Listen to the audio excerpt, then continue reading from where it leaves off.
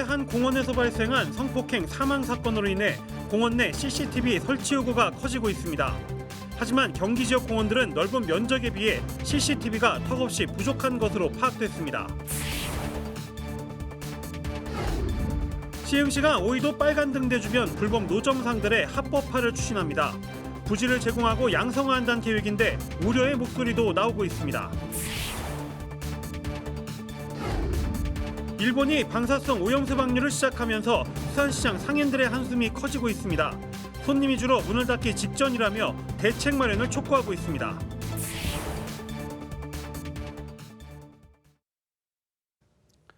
시청자 여러분 안녕하십니까? BTV 경기 주간종합뉴스 시작합니다. 얼마 전 서울 신림동에 있는 한 공원에선 벌건 대낮에 성폭행 살인 사건이 일어나 국민들을 충격에 빠뜨렸습니다. 범인은 CCTV 사각지대에서 범행을 저지른 것으로 밝혀졌는데요. 저희 취재진이 경기 지역 공원들을 살펴본 결과 CCTV 사각지대가 많은 것으로 확인됐습니다. 현장에 백창현 기자가 다녀왔습니다. 수원의 한 수변공원. 호수 면적을 포함해 축구장 88개 크기인 이 공원은 인근 주민들의 주요 산책로로 쓰이고 있지만 CCTV는 공원 입구 부근에 설치된 3대뿐입니다. 화성시의 한 수변공원도 상황은 비슷합니다. 이 공원의 산책로는 2.8km에 달하지만 CCTV는 고작 2대뿐. 그마저도 CCTV 관리 주체인 화성시가 마음대로 설치할 수도 없습니다. 수변공원 산책로를 농어촌 공사에서 임대에 사용하고 있기 때문입니다.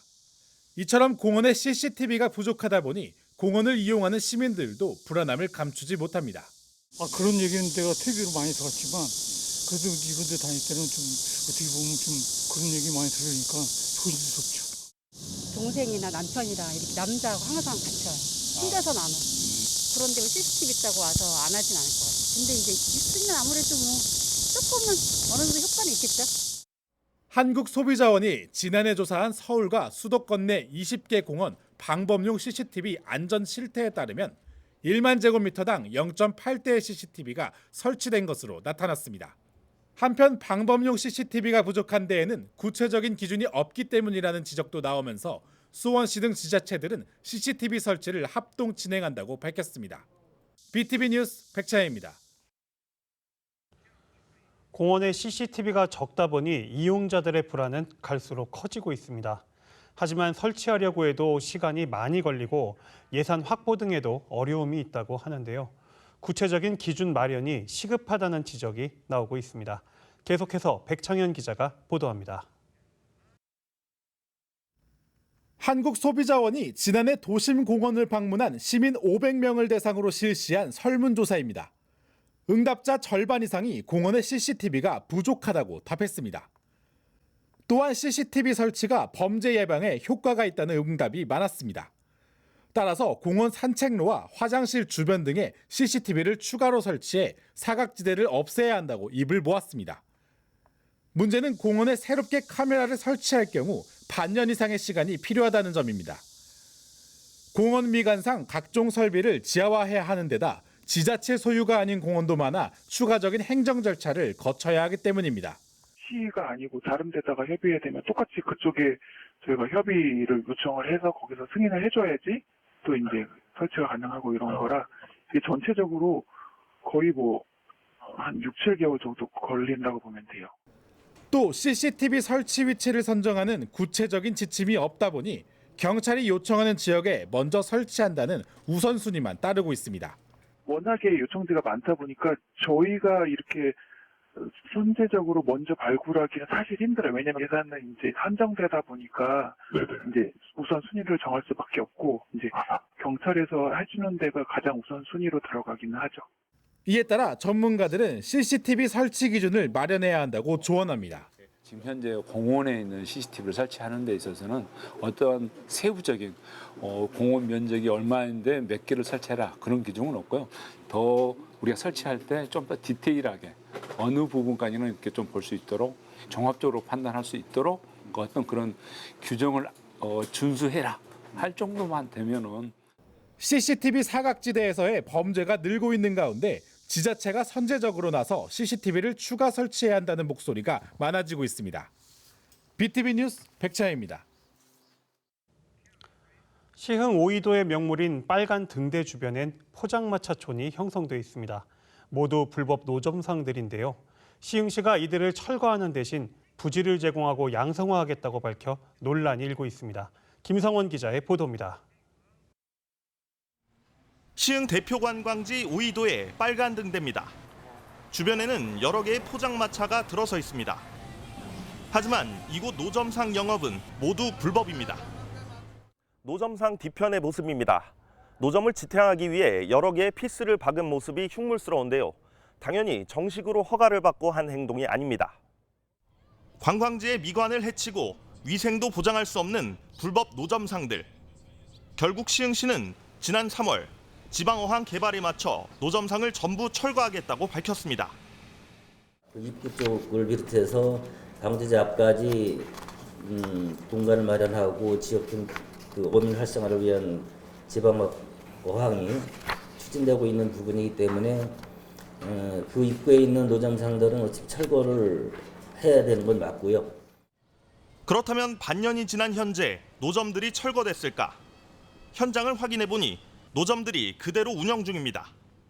그렇죠. 우리가 이게 뭐 생활 터전이니까 여기서 안 하면은 뭐 쫓겨난 거죠. 사람들이 막막한 거죠. 직업도 한 10년 이상도 다 있는 사람들이. 시청 담당자에게 이유를 묻자 불법 노점상 운영자들의 반발이 거세 강제 철거하지 못했다고 말합니다. 행정 대집행도 진행하려 했으나 노점상들이 시위와 천막 농성 등으로 강하게 항의했다고 합니다. 거기 천막도 쳐놓고 자기네도 이제 행정대집행이 들어오면 대응하겠다고 천막도 쳐놓고 이제 그런 부분도 있었고, 그리고 물론 과거에도 행정대집행을 여러 번, 두어 번인가 뭐 했던 걸로 제가 알고 있어요. 시흥시는 지난 2014년에도 행정대집행에 나섰지만 당시에도 똑같은 이유로 실패한 바 있습니다. 이런 가운데 시흥시는 앞으로 불법 노점상들에게 빨간 등대 인근 시유지를 제공해 운영할 수 있도록 하겠다고 밝혔습니다. 법안도 마련하고 해서 그렇게 이제 양성화를 추진하고자 하는 거죠, 이제. 지금은 불법인데 합법으로 만들 수 있도록 시가 노력을 하겠다. 그죠. 조례나 법령을 이제 또 제정해야 되고 그런 행정 절차가 또 수반되긴 하지만 향후에는 아마 그런 방향으로 진행될 거예요. 결국 불법 노점상들의 압박을 이기지 못해 불법을 합법화하겠다는 시흥시. 당장 노점상들은 환영하겠지만 앞으로 같은 문제가 발생할 경우 돌이킬 수 없는 선례가 되지 않을까 하는 우려의 목소리도 나오고 있습니다. BTV 뉴스 김성원입니다. 안성에선 국내 내로라 하는 예술인들이 매일 시위에 나서고 있습니다. 미린의 예술인마을 인근에 대규모 물류단지 건립을 반대하고 있는 건데요. 이 일대가 반도체 산업단지 등으로 개발 압력이 커지고 있는 상황이라 안성시가 어떤 결정을 내릴지 관심이 집중되고 있습니다. 주하영 기자가 취재했습니다. 이중석과 고암 이응로 미술상으로 국내에서도 유명세를 떨치고 있는 정정엽 작가. 팥과 벌레 등 마을 주변을 작품 소재로 삼아 활동합니다. 안성 미린의 예술인 마을에서 작업하는 정 작가는 요즘 큰 고민에 빠졌습니다. 작품 활동에 큰 영감을 주던 산이 사라질 위기에 놓였기 때문입니다. 내가 얘네들하고 같이 살고 있구나 이런 마음으로 그렸다면 올해 제가 그걸 특별히 그렸던 이유는 물류단지가 생긴다. 그러면 이 생명들은 거의 사라질 거라는 생각이 들어요. 안성 미린의 예술인 마을 건너편에는 축구장 30개 크기인 20만 9천여 제곱미터의 대규모 물류단지가 들어설 예정입니다. 이곳 마을은 안성 8경 중 하나인 김대건 신부가 잠든 미린의 성지와도 가깝습니다. 한 해 수만 명의 관광객이 미린의 성지와 예술인 마을로 방문하고 있습니다. 그런데 작가들은 물류단지가 들어서면 관광은 물론 마을이 황폐해질 것이라며 반대하고 있습니다. 자연이라는 것은 우리가 쉽게 만들 수 없는 거고 다른 재료는 다 만들지만 우리가 흙이라는 재료를 만들 수 없고 나무라는 걸 만들 수 없는데 그런 것들에 대한 가치를 좀 더 이곳에 사는 국내 내노라 하는 작가들이 거리 시위에 나선 이유이기도 합니다. 산 중턱에 아파트 15층 높이의 대규모 물류단지가 커다란 암벽처럼 둘러서게 될 것을 우려하고 있습니다. 이들은 대단위 단지가 들어서는데 안성시가 전략 환경 영향평가 결정 내용을 주민들에게는 전달하지 않았다며 반발했습니다. 시청 쪽에서도 이 부분을 미리 저희들한테 고지도 않은 상태에서 어느 날 느닷없이 어떻게 보면 폭력적일 만큼 이 물류센터를 세운다는 것은 사실은 저희로서는 용납할 수 없는 어떻게 보면 사건이나 마찬가지입니다. 안성시는 주민 제한 사업으로 진행됐고 아직 사업이 결정된 것은 아니어서 도시계획위원회를 통해 착수 여부가 결정될 것이라고 밝혔습니다. 앞으로 행정절차가 또 남아있거든요. 안성시 입장은 물론 이제 찬성하시는 분들도 계시겠지만 반대하시는 분들의 의견도 잘 정리를 해서 도시계획 심의라든지. 대규모 물류단지가 들어설 계획인 이곳은 용인 반도체 클러스터 산업단지와도 가까워 개발 압력이 큰 지역. 안성시 도시계획위원회가 어떤 결정을 내리느냐에 따라 주변 일대 개발에도 영향을 끼칠 것으로 보입니다. BTV 뉴스 주아영입니다.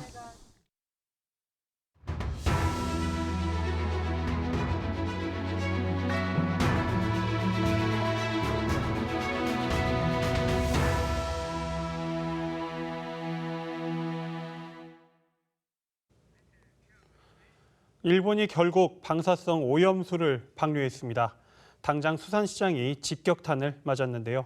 상인들은 문을 닫게 생겼다며 깊은 한숨을 내쉬고 있습니다. 백창현 기자가 보도합니다. 수원시 농수산물 시장입니다. 평일이지만 찾는 손님이 없어 썰렁하기까지 합니다.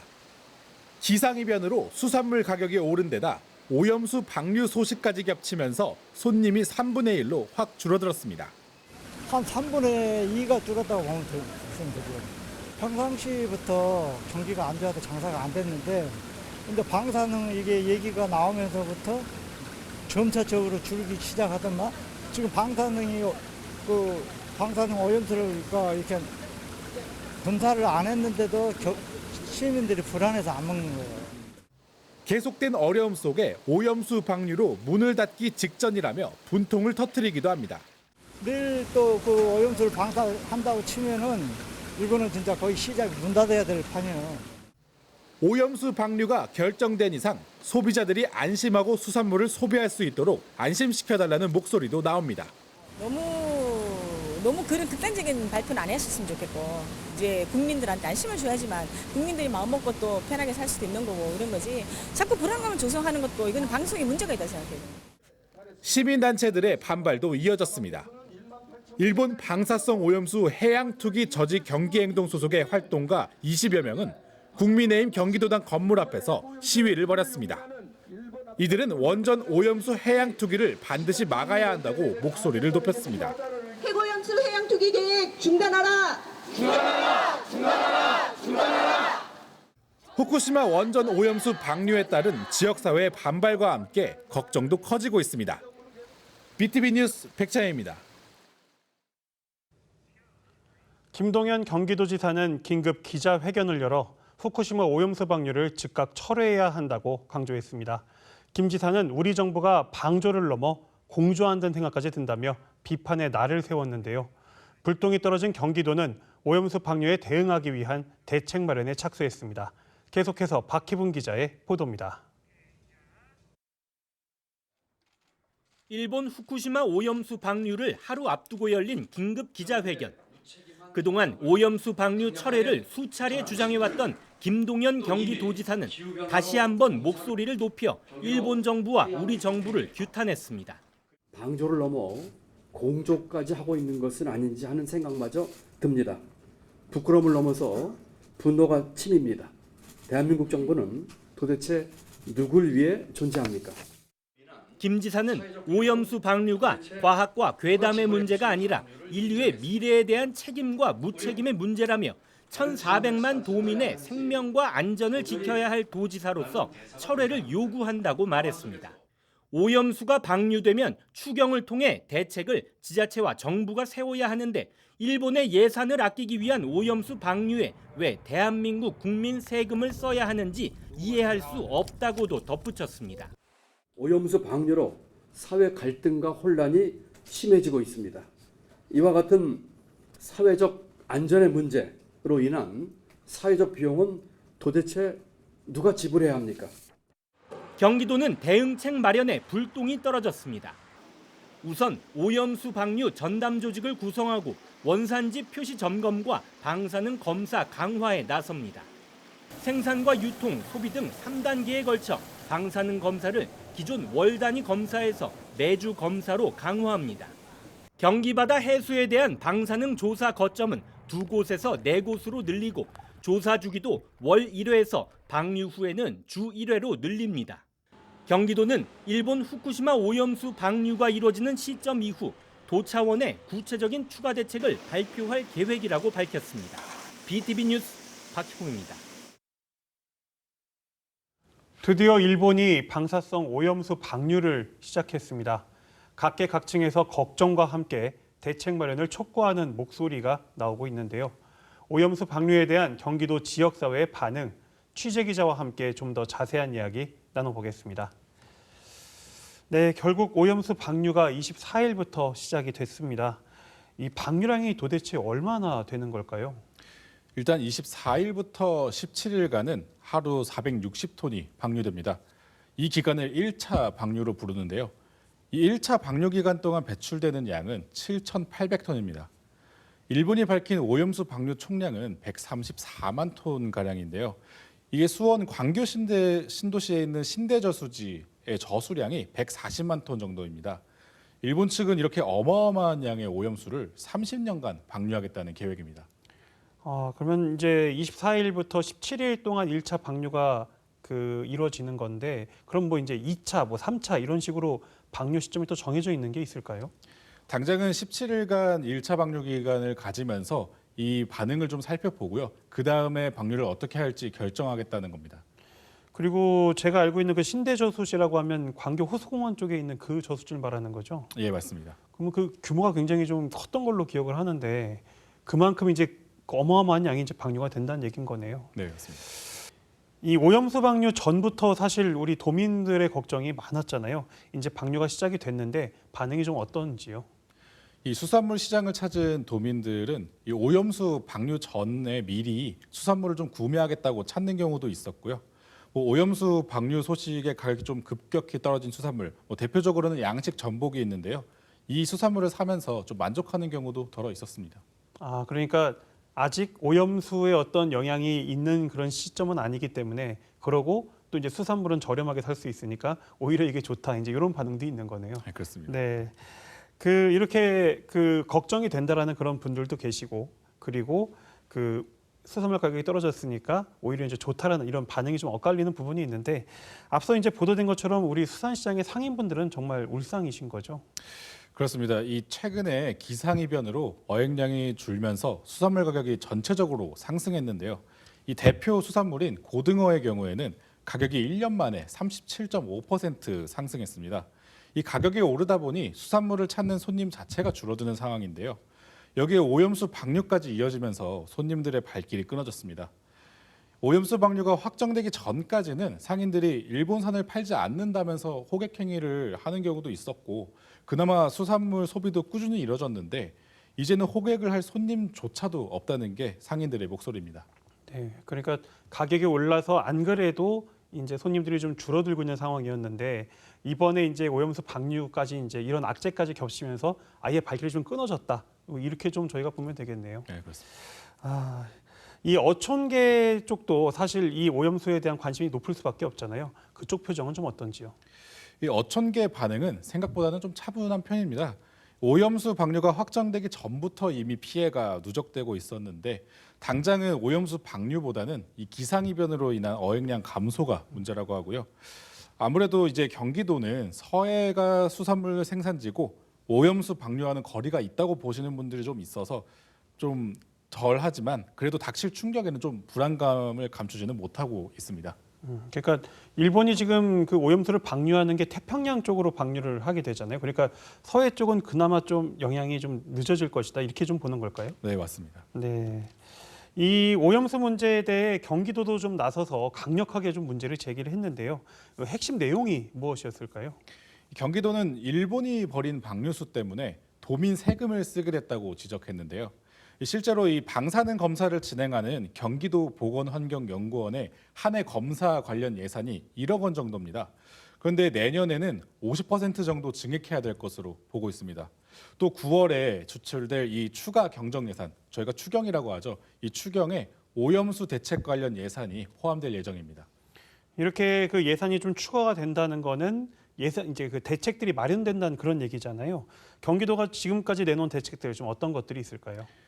일단 경기도는 이 오병건 행정 일부지사를 단장으로 해서 방류 대응 TF팀을 지난 6월에 구성했고요. 당장은 방사능 검사 횟수를 늘리는 것에 집중하고 있습니다. 기존에는 월 단위로 진행했던 방사능 검사를 매주로 바꿨고요.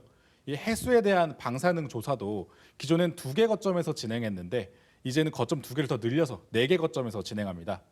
이 검사 결과는 경기도와 해수부 홈페이지 그리고 31개 시군 5개 전광판에 안내될 예정이고요. 또 민간 합동 시군 원산지 표시 명예 감시원을 기존 7만 명에서 내년에는 22만 명으로 확대할 예정입니다. 그렇다면 그 지금 해수에 대한 방사능 조사는 4개 이제 거점에서 진행이 되는 거고 그 매주 이제 한다는 검사는 수산물에 대한 검사인 건가요? 맞습니다. 이 지자체에서 도민들이 원할 경우에는 방사능 검사를 요청할 수 있는데요. 그 요청을 받으면은 본래는 한 달에 한 번 검사를 했지만 이제 그 검사 횟수를 일주일에 한 번으로 늘리겠다는 겁니다. 이렇게 좀 매주 그 검사가 진행됐을 때 그 결과를 우리 도민들이 좀 다 확인을 할 수 있는 거죠? 네, 홈페이지에서 확인할 수 있도록 조치를 하겠다고 하는데요. 지금 당장은 아직 시작은 되지 않았는데 이후에는 홈페이지 확인이 가능할 것 같습니다. 네, 그리고 지금 이제 원산지 감시하는 그 감시원 분들도 늘린다는 얘기는 그 뭐 이제 외국에서 들어오는 수산물 이런 것들을 좀 감시를 그러니까 원산지가 뒤바뀌지 않도록 감시하겠다는 말씀이신 거겠죠? 네, 맞습니다. 특히 일본산 수산물이나 농산물들이 국산으로 바뀌는 경우가 많이 있는데요. 그것을 원천적으로 막겠다는 강경한 대응인 것 같습니다. 네, 이렇게 그 경기도는 방사능 식재료를 도민들의 밥상에 절대 올리지 않겠다 이렇게 좀 의지를 좀 보이고 있는데 여기에 대한 반응은 좀 어떤가요? 이 직접적인 피해자인 이 상인들은 지자체나 정부가 주민들의 불안을 줄이는 데 신경 써야 한다고 입을 모으고 있습니다. 이 오염수 방류는 이미 벌어진 일이니 당장 생업을 걱정해야 되는 상인들은 이 주민들의 불안이 계속될수록 이 손해가 계속된다는 이야기입니다. 결국 경기도 대책은 도민들의 불안 해소에 초점을 맞춰야 될 것으로 보입니다. 그러니까 지금 경기도는 방사능 검사를 늘리겠다고 하니까 이 검사를 통해서 안전한 어떤 식재료 그리고 안전하지 못한 식재료 이거를 좀 잘 걸러내서 우리 도민들이 정말 안심하고 수산물을 좀 섭취할 수 있게 그렇게 하는 게 관건이 되겠네요. 그렇습니다. 네, 오늘 말씀 여기까지 듣겠습니다.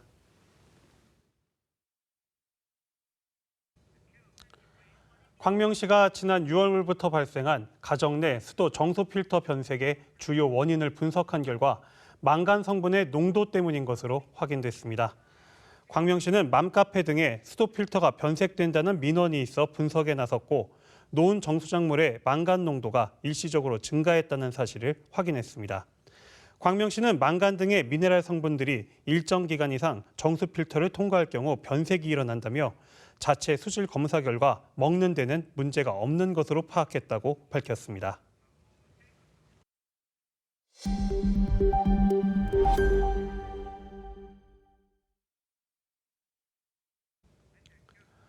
시각장애인들은 소음에 민감하고 이동에도 제약이 있어 다른 학생들과 교육을 받기가 어렵습니다.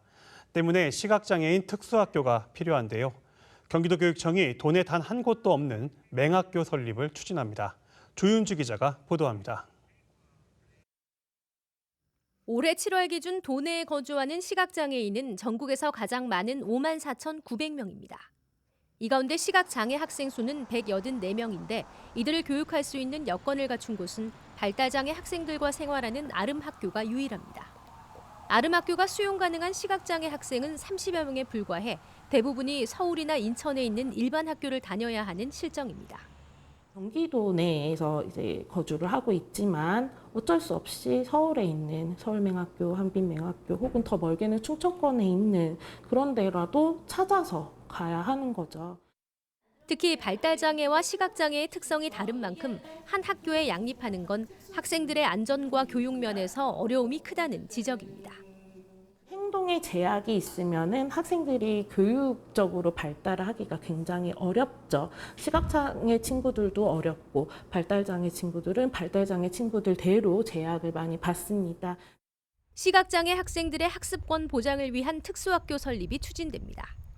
경기도교육청은 수원시 영동중학교에 시각장애인 특수학교, 가칭 세빛학교를 설립 예정이라고 밝혔습니다. 모두 20개 학급으로 설립되는데 영유아부터 초중고 학생 120여 명을 수용할 수 있는 규모입니다. 주민복합 편의시설이 어우러져 지역 주민과 함께하는 새로운 특수학교 모델이 될 것으로 보입니다. 저희가 이제 학교 복합화 시설 추진을 같이 진행하고 있어가지고 지역 주민들 사용하실 수 있는 주차장이나 체육시설 포함해서 복합화 시설로 건립하려고 추진 예정이거든요. 세빛학교는 오는 2027년 3월 개교를 목표로 추진됩니다.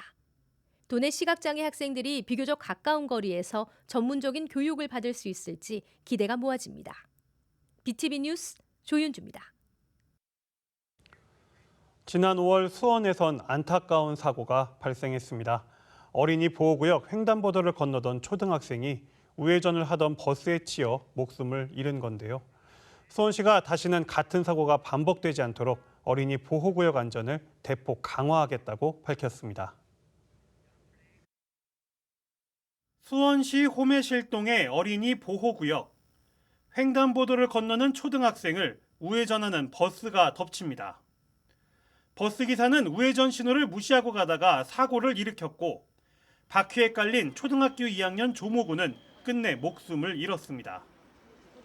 참사가 난 지 100여일, 사고가 났던 횡단보도의 모습은 크게 달라졌습니다. 흰색 횡단보도는 눈에 띄는 노란색으로 바뀌었고 보행자 신호를 알려주는 음성 안내 장치도 설치됐습니다.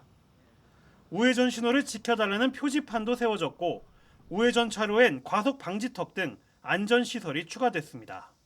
노란색 횡단보도로 바뀌고 나니까 더 눈에 띄고 저도 안전을 더 생각하게 되는 것 같아요. 아무래도 운전자들 인식 자체도 그렇고 이렇게 아무래도 이렇게 어린이 보호구역이라는 게 확실히 티가 나니까 조금 더 조심하시는 부분은 있는 것 같아요. 수원시는 지역 내 어린이 보호구역에 대한 전수조사도 진행했습니다. 201개 어린이 보호구역에 설치되어 있는 안전시설물을 점검하는 한편 안전펜스 미설치나 불법 주정차 등의 개선 사항을 주민들과 함께 확인했습니다. 이에 따라 수원시는 240억 원을 들여 개선 사업을 진행합니다. 당장 개선이 시급한 18곳을 시작으로 2026년까지 전체 어린이 보호구역의 정비를 마무리한다는 계획입니다. 어린이 보호구역 시설물 정비와 보행안정 지도사 배치, 그리고 버스 시야 확보, 감시 시스템 등을 설치해서 아이들이 걱정 없이 다닐 수 있는 등하굣길을 만들겠습니다. 아울러 통학 환경이 열악한 어린이 보호구역엔 공사 차량 등의 통행을 제한할 수 있도록 경찰과 협의하고 있습니다. BTV 뉴스 이재호입니다. 최근 정부는 3명이었던 다자녀 기준을 2명으로 완화했습니다. 이에 도내 시군들도 다자녀 기준 완화에 나서고 있는데요. 다자녀 혜택을 받는 가정이 늘면서 재정 부담이 상당한 것으로 나타나고 있습니다. 조윤주 기자가 취재했습니다. 최근 다자녀 기준을 2명으로 완화한다는 정부의 발표에 따라 경기도는 시군별 다자녀 가구 기준 완화를 권고하고 나섰습니다. 올해 7월 기준 도내 31개 시군 가운데 조례 개정으로 다자녀 기준을 2자녀로 변경한 지자체는 광명시와 수원시 등 18곳입니다. 안산시의 경우 지난달 조례를 개정하면서 내년부터 다자녀 가구 기준이 2자녀로 변경될 예정입니다. 아직 3자녀를 다자녀 가구 기준으로 유지 중인 시흥과 오산 등 5개 시군은 2자녀 완화 방안 검토에 속도를 낼 전망입니다. 다자녀를 3자녀에서 2자녀로 지금 줄이는 부분에 있어서 조례 개정하고 이런 것들이 좀 필요한 부분이 많잖아요. 그런 거를 이제 순차적으로 추진해 나갈 계획입니다. 다자녀 가구 기준 완화는 복지 수혜폭 확대로 직결되는 만큼 세수가 줄어들 것으로 예상되면서 각 시군의 재정 부담도 늘어나게 됩니다. 때문에 시군별 복지 사업 규모와 소요 재원 등에 따라 조례 개정이 이루어질 것으로 보입니다. 지금 3자녀가 경기도 내에서 이제 자녀 있는 가구 중에 한 10% 정도인데요. 2자녀로 할 경우에는 유자녀 가구 중에 한 50% 가까이가 이제 2자녀다 보니까 이거를 완화했을 때 이제 시군에서 이제 재정적인 부담이 좀 많아지게 되거든요. 최종적인 결정은 시군에서 판단을 해서 이제 완화를 하게 되는 거고요.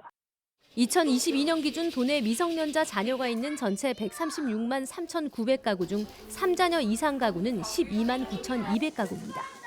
2인 이상으로 바뀌면 78만 6,400가구가 혜택을 받게 될 것으로 예상됩니다. BTV 뉴스 조윤주입니다.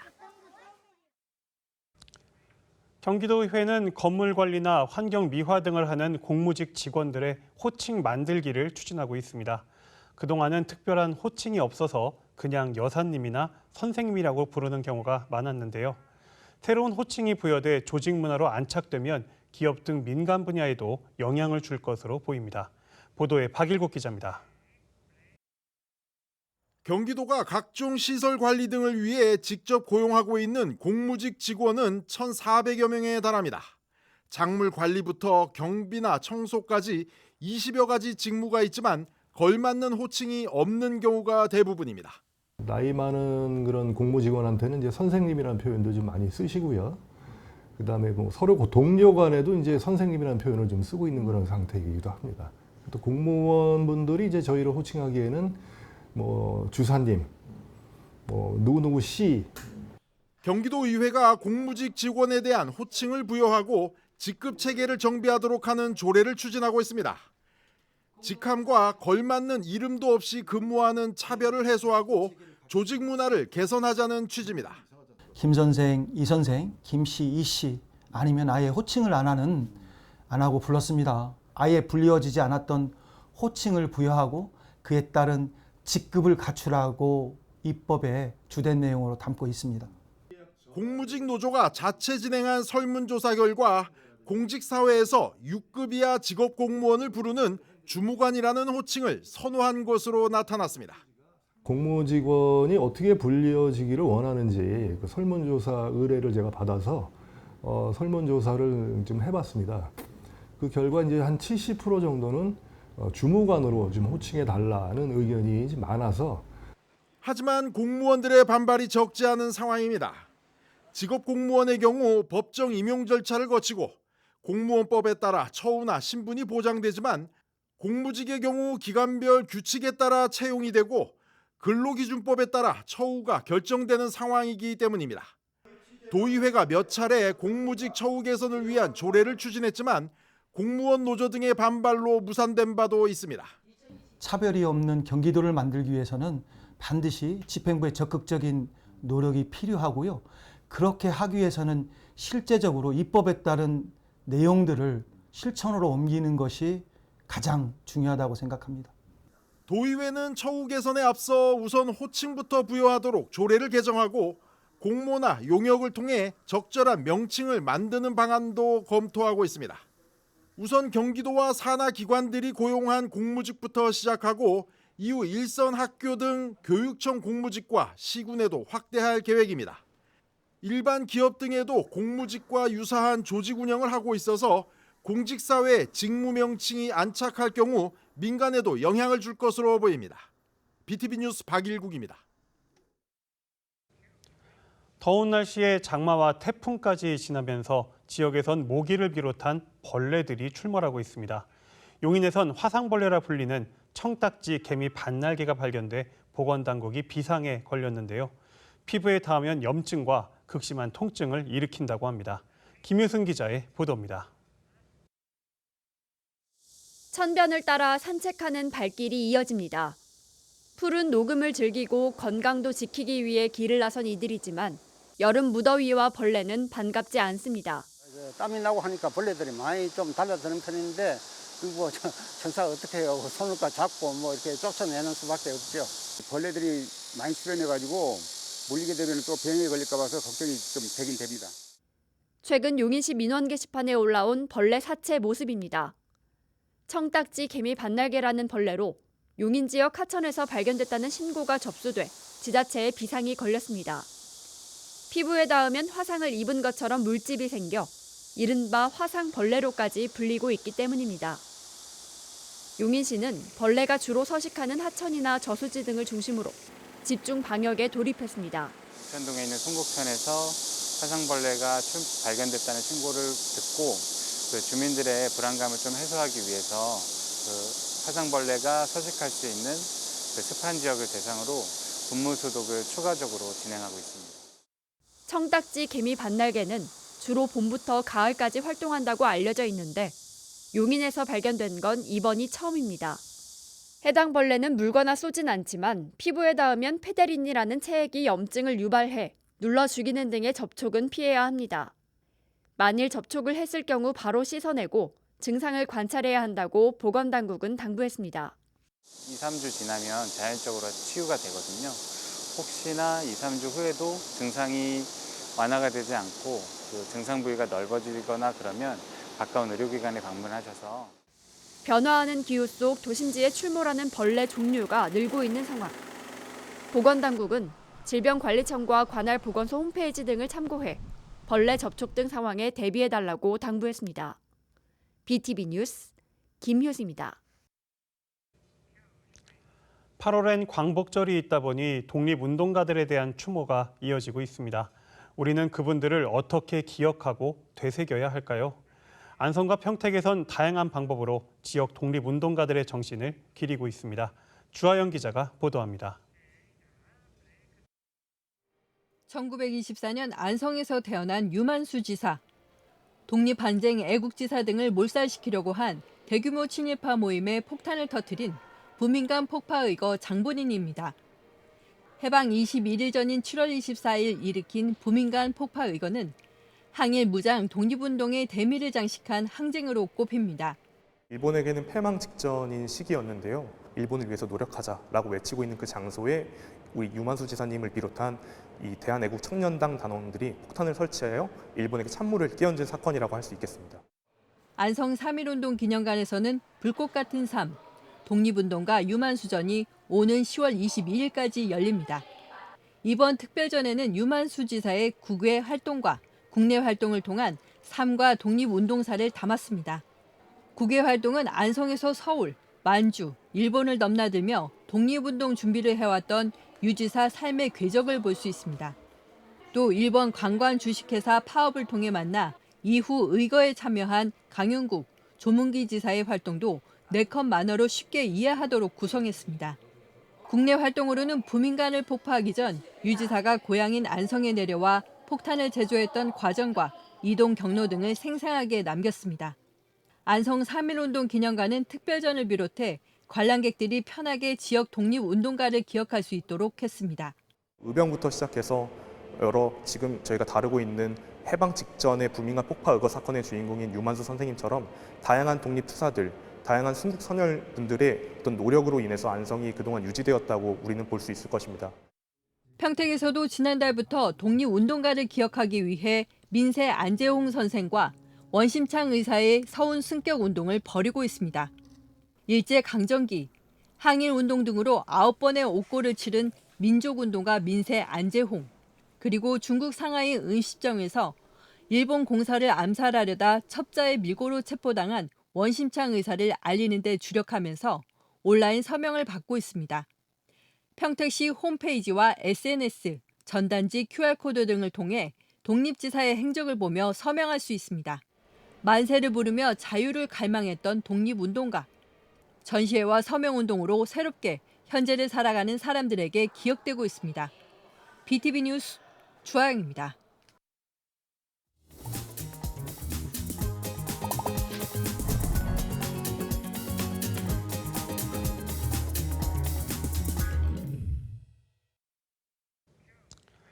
(3년) 넘게 이어진 코로나 사태로 관광업계는 누구보다 큰 타격을 입었습니다. 그런데 이런 암흑기에 오히려 관광 성장 동력을 얻은 마을이 있어 화제인데요. 주민들이 주도해 마을을 알리고 경제 활력을 도모하는 용인 관광 둘의 현장을 찾아가 봤습니다. 김효승 기자가 다녀왔습니다. 저는 지금 용인 장촌마을에 자리한 카페에 나와 있습니다. 묵스리 카페는 장촌마을의 행정구역 묵삼리 이름을 딴 장소인데요. 주민들이 힘을 모아 만든 이곳 카페로 관광객의 발길을 사로잡고 있습니다. 가족들이 옹기종기 둘러앉아 즐기는 요리 시간. 개복숭아, 버섯을 비롯해 장촌마을 주민들이 재배한 식재료로 만드는 오늘의 음식은 피자입니다. 특별한 장소에서 직접 만든 피자는 편식하던 아이들에게도 인기입니다. 아이랑 와서 농촌도 보고 좋은 추억을 만들 수 있어서 너무 좋았던 것 같아요. 엄마랑 여름방학에 와서 피자도 만들고 그래서 더 재밌었어요.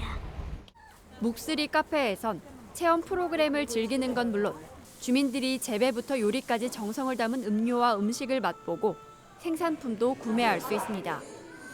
장촌마을 주민들이 합심해 만든 관광 자원이자 마을회관인 카페는 사랑방 역할도 톡톡히 하고 있습니다.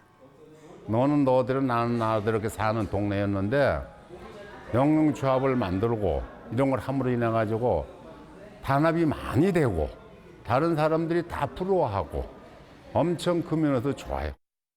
은희 성지로 가는 길, 청년 김대건길에 자리한 장촌마을. 주민들이 직접 영농 법인을 꾸리고 관광 두레를 운영하며 마을은 활기를 얻게 됐습니다. 관광 두레를 위해 다양한 아이디어를 내고 합심하며 코로나 속 오히려 마을 성장의 발판이 된 겁니다.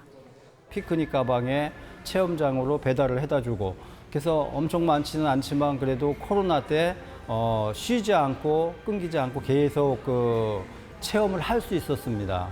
그렇게 해서 관광 두레 사업이 지금까지 이어지고 있는데 나무와 호수가 어우러진 용인의 또 다른 관광지, 용담 호숫길에도 관광 두레가 있습니다. 카페에서 공예품 전시도 함께 이루어지는 이른바 뚝플레이스는 지역 작가들의 아지트이자 이색 관광지로 자리매김했습니다. 주변에 호수길도 그렇고, 그러니까 산책도 하고 차도 마시고 그러면서 더불어 작품도 보고 훨씬 더 쉽게 다가올 수 있었고. 지역 예술인들이 협동조합을 꾸려 만든 뚝플레이스에선 작가들이 돌아가며 수업을 하고 호숫가에서 공예품을 파는 뚝마켓도 정기적으로 열리고 있습니다. 문화예술가들한테 어려운 시기였잖아요. 제가 이 공간 그리고 이 뚝마켓을 통해서 지역의 작가분들한테 새로운 삶의 활력, 또 새로운 어떤 경제적인 경제적인 이익을 남길 수 있는 그런 기회가. 지역민이 주도해 지역 관광을 이끈다는 취지로 4년 전 시작된 용인 관광두레. 관광두레 마을에선 방문객들이 즐길 수 있는 체험과 투어 프로그램을 더욱 늘려간다는 계획입니다. 상품들이 잘 홍보가 돼서 많은 우리 전국에 있는 분들이 용인을 찾았을 때 이렇게 지역 주민들이 만든 이런 관광지가 더 매력 있구나, 내가 더 즐길 수 있구나라는 것을 느낄 수 있는 그런 곳으로 만들고 싶습니다. 마을을 알리는 건 물론 화합과 경제에도 도움을 주는 용인 관광두레. 시민이 주도해 운영하는 관광 두레 사업이 보다 널리 알려져 지역 활력을 이끌길 바라봅니다. BTV 뉴스 김효지입니다.